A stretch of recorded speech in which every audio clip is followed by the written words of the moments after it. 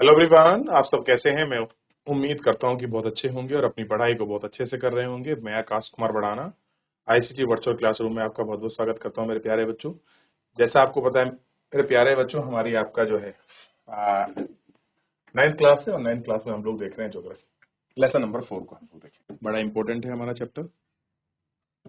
देखिए, हम क्या पढ़ रहे हैं? जलवायु। ठीक।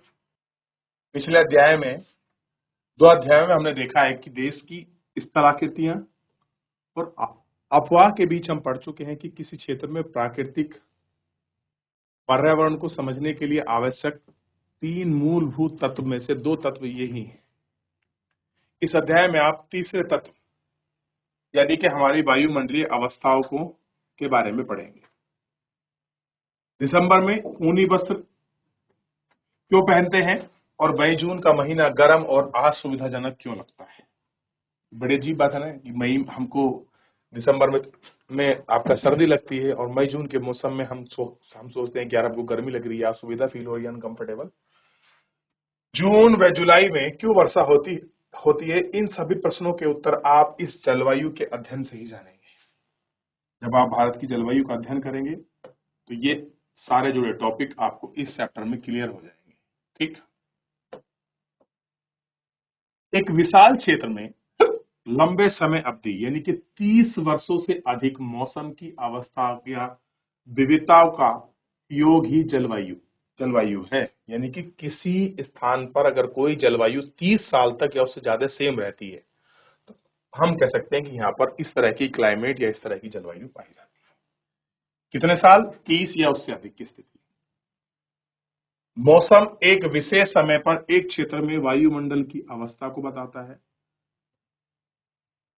मौसम जलवायु तत्व जैसे तापमान, वायुमंडलीय दबाव, पवन, आर्द्रता, वर्षा अकेले ही कैसे हैं? इन सारे अपने आवश्यकता को ध्यान रखा होगा। मौसम की अवस्था प्राय एक ही दिन में कई कई बार बदलती है, लेकिन फिर भी कुछ सप्ताह महीने तक वायुमंडलीय अवस्था एक समान बनी रहती है। दिन गर्म, रात ठंडे, हवादार, शांत, असमान बादल से घिरा, साफ, आर्द्र और शुष्क हो सकता है। कैसे? आर्द्र और शुष्क हो सकता है। महीने के औसत वायुमंडलीय अवस्थाओं के आधार पर वर्ष को ग्रीष्म ऋतु या वर्षा ऋतु में विभाजित किया जाता है। कैसे करते हैं हम इसको? वर्षा ऋतु, ग्रीष्म ऋतु, इन सब ऋतुओं में हम लोग क्या करते हैं? इनको डिवाइड करने का प्रयास करते हैं। तो आपको कहीं के मौसम के बारे में कुछ जानकारी जुटाना है तो क्या करना पड़ेगा? वहां की क्लाइमेटोलॉजी का आपको अध्ययन करना पड़ेगा। ठीक।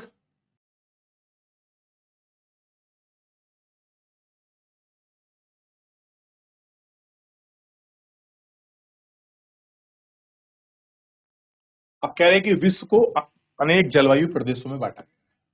विश्व को अनेक जलवायु प्रदेशों में बांटा गया। क्या आप जानते हैं कि भारत की जलवायु कैसी होती तथा ऐसा क्यों है? इस संबंध में हम पढ़ेंगे और क्या इसके अध्याय हैं, इन सबको हम देखेंगे। क्या आप जानते हैं कि मानसून शब्द की उत्पत्ति अरबी के मौसम से हुई? मौसम शब्द था अरबी का मूल उसी से बना है मौसम। मौसम का अर्थ है एक वर्ष के दौरान वायु की दिशाओं में ऋतु के अनुसार परिवर्तन ही मौसम कहलाता है। क्या कहलाता है? मौसम कहलाता है। क्लियर है? ठीक। भारत की जलवायु को मानसूनी जलवायु कहा जाता है। थोड़ा आपको ध्यान रखना, जो भारत की क्लाइमेट है वो कैसी है? मानसूनी टाइप है। इंपोर्टेंट कर लीजिए। और बहुत बार फैक्चुअल क्वेश्चन बन जाता है कि भारत की क्लाइमेट कैसी है, तो वो आपका मानसूनी टाइप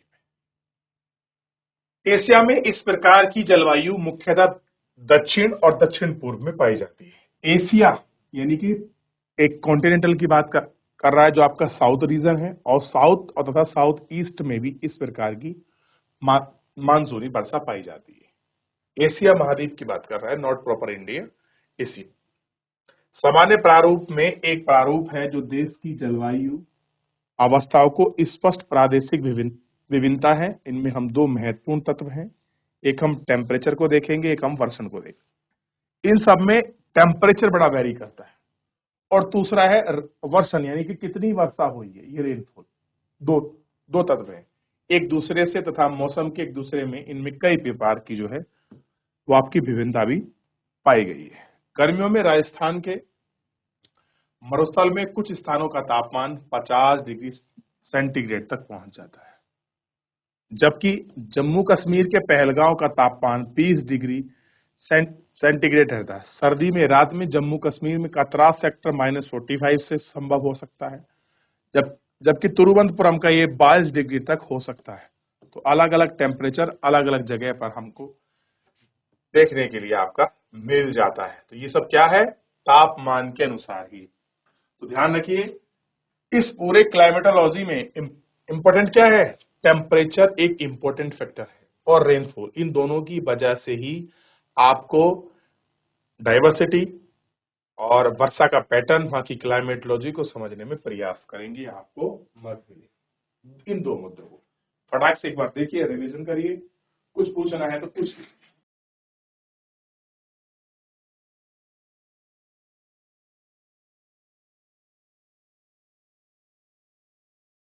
आगे बढ़े। कुछ क्षेत्रों में रात और दिन के तापमान में बहुत अधिक अंतर होता है, यानी कि दिन का टेम्परेचर ज्यादा और रात का कम हो सकता है। जैसे राजस्थान में आप जाओगे थार में, तो दिन का टेम्परेचर आपको ज्यादा मिले और रात का आपको कम मिले। अब जैसे उदाहरण दिया है कि थार के मरुस्थल में दिन का टेम्परेचर कितना है, 50, और जबकि वहीं रात का कितना है, 15 है। तो एवरेज टेम्परेचर निकालिए, तो दिन में क्या गया, डे में क्या गया, 50, और नाइट में कितना गया, 15। तो ये दोनों टेम्परेचर रेट आपको देखने के लिए मिलेंगे। दूसरी ओर केरल, अंडमान निकोबार द्वीप समूह दिन और रात के तापमान को समान मान रखते हैं। वर्षण की ओर ध्यान दो, वर्षण के रूप और प्रारूप ही नहीं बल्कि इसको मात्र ऋतु के अनुसार ही वितरण भी विभिन्न है, और हिमालय में वर्षण अधिक हिम के रूप में होता है। पर हिमालय में जो वर्षा होती है वो वर्षा के रूप, पानी के रूप में नहीं, हिमालय के जो बर्फ है उस रूप में होती है। शेष भाग में यह वर्षा वर्षा के रूप में होती है। तो हिमालय में वर्षा कैसी होती है, हिमपात के रूप में। वर्ष में विभिन्न, आपके मेघालय में 400 सेंटीमीटर से अधिक, लद्दाख एवं पश्चिमी राजस्थान और 10 सेंटीमीटर से भी कम होती है। आधिकारिक भाग में जून से सितंबर तक वर्षा होती है, लेकिन कुछ क्षेत्र में जैसे तमिलनाडु तट पर अधिकतर अक्टूबर और नवंबर में भी होती है। ये वर्षा अक्टूबर और नवंबर में भी होती है। क्लियर है। तटीय क्षेत्रों के तापमान में अंतर कम होता है, और देश के आंतरिक भाग में मौसमी या ऋतुनिष्ठ अंतर अधिक होता है। दक्षिणी उत्तरी में मैदान की वर्षा की मात्रा सामान्यतः पूर्व से पश्चिम की ओर घटती है, यानी कि जब वर्षा इधर से इधर आएगी, ऐसे आती है, तो ये जो है वर्षा की मात्रा घटती है माइनस में, और यहाँ प्लस में रहेगी, क्योंकि बंगाल की खाड़ी से उठने वाला मानसून धीरे धीरे जैसे ऊपर पड़ता है अपने साथ को नमी को खो देता है, कम करने लगता है, जिसके कारण क्या होता है, वर्षा कम होती है। उत्तरी मैदान की वर्षा की मात्रा सामान्यतः पूर्व से पश्चिम की ओर घटती है, और ये विभिन्नता लोगों के जीवन पर विविधता में लाती है, और यही कारण है कि ये जो आपकी वर्षा घटती इन्हीं के कारण होती है। भोजन, वस्त्र और घरों के प्रकार भी दिखाई देते हैं। इसी बेसिस पर क्या होती है, ये सारा आपका फैक्टर प्ले करता है।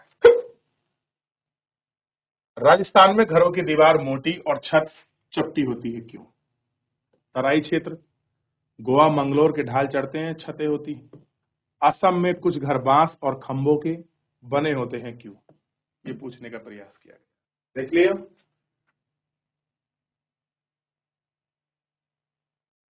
आगे बढ़े।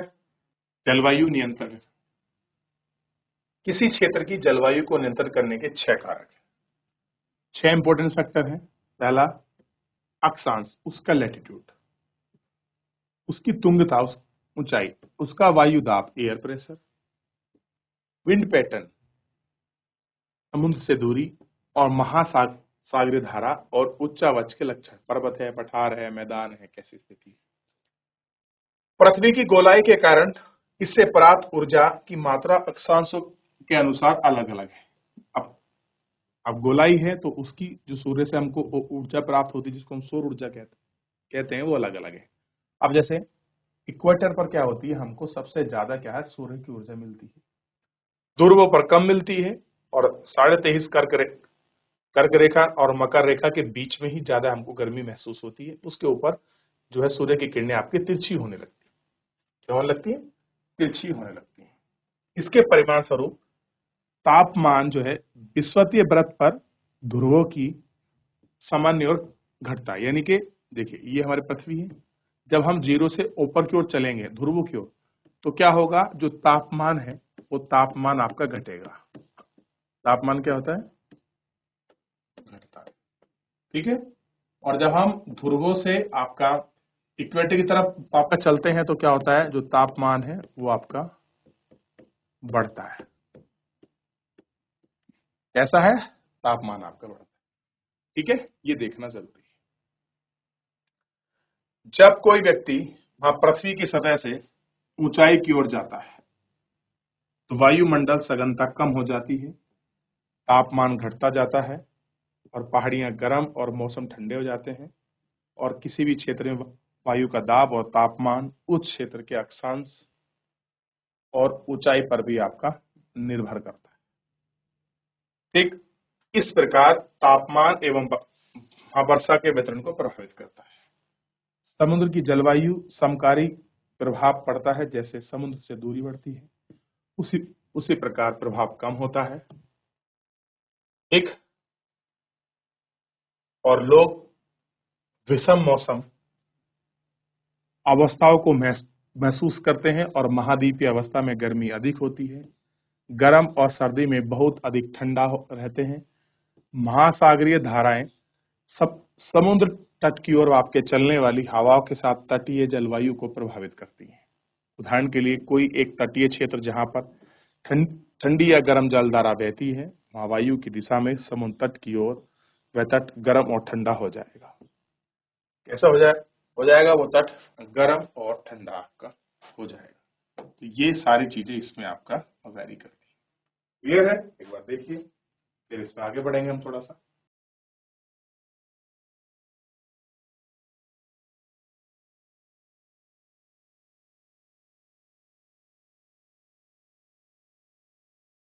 आगे बढ़े। अब देखिए, विश्व के अधिकतर मरुस्थल उपोष्ण कटिबंधीय जो है महाद्वीपों के पश्चिमी किनारे पर है। ये बड़ा नोट करने वाली बात है कि जितने भी विश्व के अधिकतर मरुस्थल हैं वो क्या हैं, उस कटिबंधीय भाग जो है वो वेस्टर्न किनारे पर है। देख लीजिए, थार को देख लीजिए, अटाकामा डेजर्ट को देख लीजिए, गोबी को देख लीजिए, पेरू चिली में जितने भी हैं और सबको देख लीजिए। कारण आपको बताना है क्यों। अगर आप पढ़ोगे जलधारा इसमें इंपॉर्टेंट रोल प्ले करती है। अंत में किसी स्थान की जलवायु को निर्धारित करने के लिए उच्चावच यानी कि उसकी हाइट भी एक महत्वपूर्ण भूमिका निभाती है। ऊंचे पर्वत ठंडी अथवा गर्म वायु को अवरोध करते हैं। यदि ऊंचाई इतनी हो कि वे वर्षा लाने के लिए वायु के स्तरों को रोकने में सक्षम होते हैं तो उस क्षेत्र में वर्षा का कारण बन सकते हैं। मान लीजिए हमारी हवा नमी को कैरी करके ऊपर लेके जा रही है, उठ रही है किसी जगह पर, और वहां कोई पर्वत आपका बैरियर बन गया तो उसको क्या होगा, वो ढाल पर और ठंडी हो जाएगी और ठंडी होकर वहीं वो आपका बरसने लगेगी।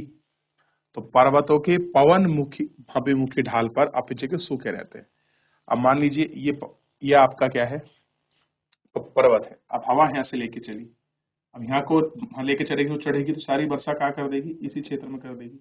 लेकिन अब फिर क्या होगा, वर्षा हो जाएगी तो नमी उसमें रहेगी नहीं, हल्की होकर वो ऊपर उड़ जाएगी। तो इन क्षेत्रों में आपकी वर्षा ही नहीं होती। ये कैसे हैं, पवन विमुखी क्षेत्र। हम इसको बहुत बार छाया वृष्टि प्रदेश भी कहते हैं, यानी कि जहां पर आपकी वर्षा नहीं होती। क्लियर है? तो छाया वृष्टि प्रदेश कौन से हैं, कहाँ बनते हैं, कैसे होते हैं, ये थोड़ा सा आपको बिल्कुल इसमें क्लियर हो जाएगा टू द पॉइंट कि भाई ये बन कैसे रहे। क्लियर है? आजा, अब हम आगे बढ़ते हैं और देखते हैं। सबसे पहले इसमें हम भारत की जलवायु को प्रभावित करने वाले जो कारक हैं उन कारकों को सबसे पहले हम ले रहे हैं और उसी कारक में हम सबसे पहले बात कर रहे हैं अक्षांश, लैटिट्यूड। कर्क रेखा व्रत देश के दो मध्य भाग, पश्चिम में कच्छ के रन से लेकर पूर्व में मिजोरम से होकर गुजरती है। तो पश्चिम में कहां से गुजर रही है? रन ऑफ कच्छ, गुजरात का रीजन है। पूर्व में कहां से गुजर रही है? मिजोरम से होकर गुजर रही है। अब अगर आपको मैप मेरे यहाँ पर है कहीं हो तो मैं आपको दिखाऊं मैप के माध्यम से, तो आप थोड़ा अच्छा समझ सकें कि मैप के माध्यम से व्यक्ति थोड़ा समझने में ज्यादा असरदार होता है। भारत का मैप अगर इसमें दिख जाए, नहीं तो फिर मैं आपको जैसे, हाँ ये देखिए, ये क्या है? रन ऑफ कच्छ है, और ये क्या है? मिजोरम है, और ये क्या है? 23.5 की आपका कर्क रेखा, कर्क रेखा 23.5 नॉर्थ। और ये कैसी है? एक आभासी है, ये पृथ्वी पर मौजूद नहीं है कहीं भी, लेकिन हमने पढ़ने के लिए, स्टडी के लिए हमने इसको बना रखा है, बांट रखा है, ताकि हम किसी जगह की क्लाइमेट को अच्छे से पढ़ सकें, समझ सकें। इसलिए क्लियर है? तो इतना आपको ध्यान होना चाहिए। इसलिए मैं आपको दिखाना चाहता हूं कि मैप मिल जाए तो मैं आपको अच्छे से समझा सकूं। तो अक्षांश पर क्या होता है? ये फैली हुई है, देख लिया आपने पूरा। देश के लगभग आधे भाग में कर्क रेखा व्रत के दक्षिण में स्थित है। ये कैसे है? किसी के दक्षिण में स्थित है, उष्णकटिबंधीय क्षेत्र है, और जो उसके दक्षिण का क्षेत्र वो कैसा है? उष्णमाला है। यानी कि जो हमारी कर्क रेखा है उसके जो आपके नीचे का क्षेत्र है, ये कैसा है? दक्षिण का क्षेत्र है, और कैसा है? उष्ण है, क्योंकि ये जीरो के नियरेस्ट है, तो यहाँ पर सूर्य की किरणें अच्छी खासी हमको पड़ती हैं, प्राप्त होती हैं। ठीक। कर्क के उत्तर में स्थित शेष भाग को हम उपोष्ण कटिबंधीय कहते हैं। क्या कहते हैं? उपोष्ण। तो मैं एक बार इसको दोबारा से हाईलाइट कर रहा हूं। तो जो कर्क रेखा के नीचे का क्षेत्र है वो कैसा है? उष्ण कटिबंधीय, और कर्क रेखा के जो ऊपर का क्षेत्र है उपोष्ण। यानी कि ये क्षेत्र क्या है? उष्ण है, जो आपका दक्षिण वाला है, और ये कैसा है? उपोष्ण है। ये कैसा क्षेत्र है? उपोष्ण क्षेत्र है। क्लियर है? इस भाग की जलवायु उष्ण कटिबंधीय है। जलवायु और उपोष्ण कटिबंधीय जलवायु दोनों की विशेषता उपस्थित है। तो भारत में कैसा है? आपका उष्ण कटिबंधीय भी मिलेगा और आपका उपोष्ण कटिबंधीय भी मिलेगा। दोनों प्रकार की जलवायु आपको देखने के लिए मिलती है।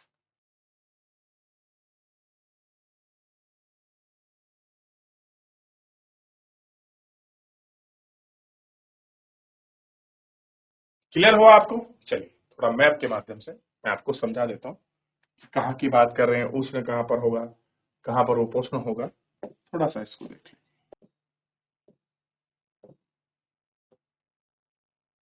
अब ये जो क्षेत्र है इसके नीचे वाला ये क्षेत्र है पूरा, ये कैसा होगा? उष्ण होगा। और ये जो क्षेत्र है ऊपर वाला ये कैसा होगा? उपोष्ण होगा। ये क्षेत्र कौन सा है? उत्तर का है, कर्क रेखा। और ये कौन सा क्षेत्र है आपके कर्क रेखा के? ये आपका दक्षिण का। इतना बेसिक फंडामेंटल अगर आपको पता है तो बहुत सारी चीजें और कॉन्सेप्चुअल आपको समझ आ जाएगा। तो यहाँ से नीचे का इतना जितना भी क्षेत्र है ये सारा कैसा है? उष्ण का है। और यहाँ से लेके ऊपर का जितना क्षेत्र है ये कैसा है? उपोष्ण का क्षेत्र है। तो उष्ण और उपोष्ण का क्षेत्र आपको क्लियर हो गया होगा।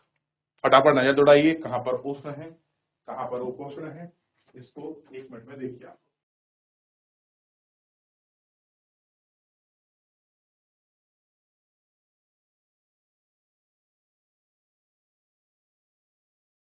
तो आपको अच्छे से क्लियर हो गया होगा कि कहां पर उष्ण है और कहां पर उपोष्ण है।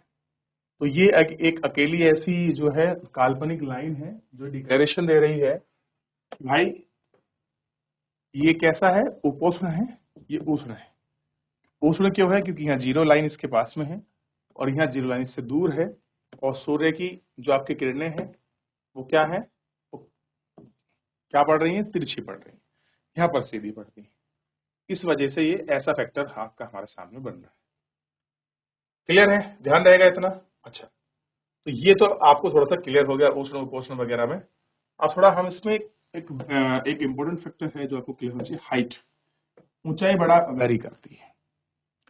कोई चीज हाइट पर है, कोई चीज ग्राउंड पर है, मतलब जो आपके समुद्र के समीप है, कोई मध्य में है तो क्लाइमेटोलॉजी अलग अलग हो सकती है। ठीक, भारत के उत्तर में हिमालय पर्वत है, बिल्कुल हम लोग इसमें रहते हैं और इसका बहुत अच्छा अनुभव करते हैं। हमसे ज्यादा कौन अच्छा जानता होगा हिमालय पर्वत के बारे में। इसकी औसत ऊंचाई 6000 मीटर है। ऑन एवरेज अलग अलग हो सकती है, लेकिन एवरेज हमने 6000 हमने मानी है। भारत का तटीय क्षेत्र विशाल है और अधिकतम ऊंचाई लगभग 330 मीटर है। मध्य हिमालय से आने वाली ठंडी हवाओं को भारतीय उपमहाद्वीप में प्रवेश करने से रोकता है। कैसे करता है? भारत में प्रवेश करने से रोकता है। एक शब्द आया है उपमहाद्वीप, ये बहुत शब्द आपको बार बार परेशान करेगा। पेनिनसुलर इंडिया, अगर आप देखोगे द्वीप किसे कहते हैं? जो चारों तरफ से आपके जल से घिरा हो। लेकिन भारत की स्थिति को देखिए, अगर आप भारत की स्थिति को देखोगे तो यहाँ जल है, यहाँ जल है, यहाँ जल है, और ये किससे है? ये आपका लैंड से टच है। तो भारत 3 तरफ से जल से घिरा हुआ है, वाटर बॉडी से, और एक तरफ से किससे? वो लैंडमार्क से जुड़ा हुआ। इसलिए हम इसको क्या कहते हैं? उपमहाद्वीप। द्वीप नहीं है, उपमहाद्वीप कंडीशन है। क्लियर है? तो ये सारी चीजें हैं। तो ऑन एवरेज कितना है? 6000 है, और नियरेस्ट किसके? हिमालय पर्वत के। क्लियर है? तो इतना आपको क्लियर होगा क्या आपके हिमालय के होने से इसकी ज्योग्राफी में क्या कुछ अंतर आते हैं, या कोई चीज की ज्योग्राफी को इफेक्ट करती है, ये हमको देखना है। क्लियर है?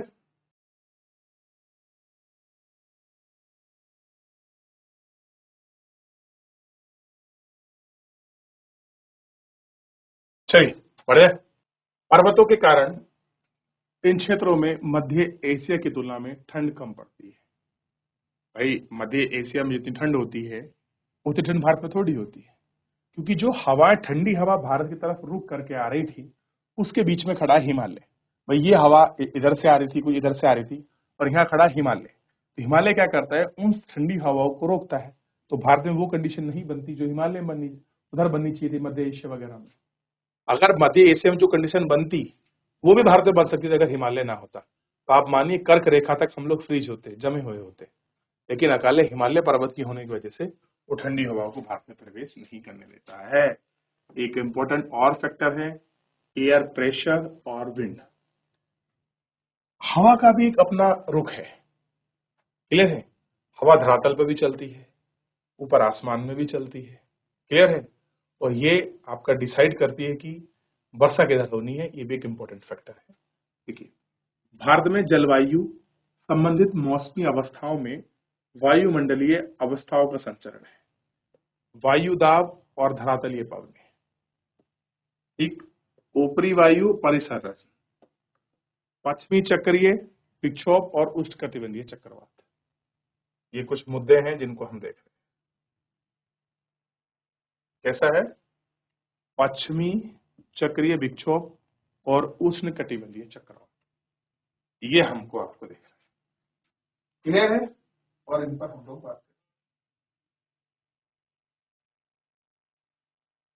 करें। ठीक, चलिए। तो इसको मैं सोच रहा हूँ कि एक बार कल थोड़ा सा मैं आपको समझाऊं, पढ़ाऊं, आपको बताऊं। एक बार थोड़ा सा जितना हमने पीछे पढ़ा है एक बार देख लीजिए। कुछ अक्षांश वगैरह में, ऊंचाई में, कुछ टेम्परेचर वगैरह में कुछ पूछना है आपको, कुछ ऐसा वेरिएशन है जो आपको लग रहा है कि मेरे को पूछना चाहिए, थोड़ा सा आप इसमें देख सकते हैं। जलवायु के फैक्टर्स क्या हैं, कौन कौन से कारण हैं, कितनी मौसम पर इम्पैक्ट पड़ता है रेनफॉल की वजह से, और कौन कौन से फैक्टर और अन्य इसमें कारक हो सकते हैं। एक बार फटाक से आप नजर दौड़ा लीजिए ताकि हम लोग इसमें आगे पढ़ सकें, इसको देख सकें। चलिए मेरे प्यारे बच्चों, आप इसको देख लें। क्लियर है?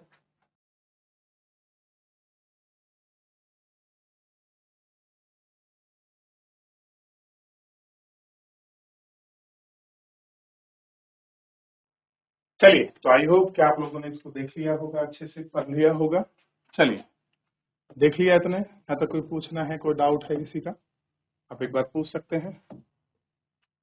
कोई क्वेरी है किसी बच्चे का? तो मौसम में बेसिक जो भी इसका फंडामेंटल था हमने बताने का प्रयास किया, और क्लाइमेटोलॉजी के जो इफेक्ट वाले जो कारक थे कौन कौन से हो सकते हैं हमने उनकी बात की।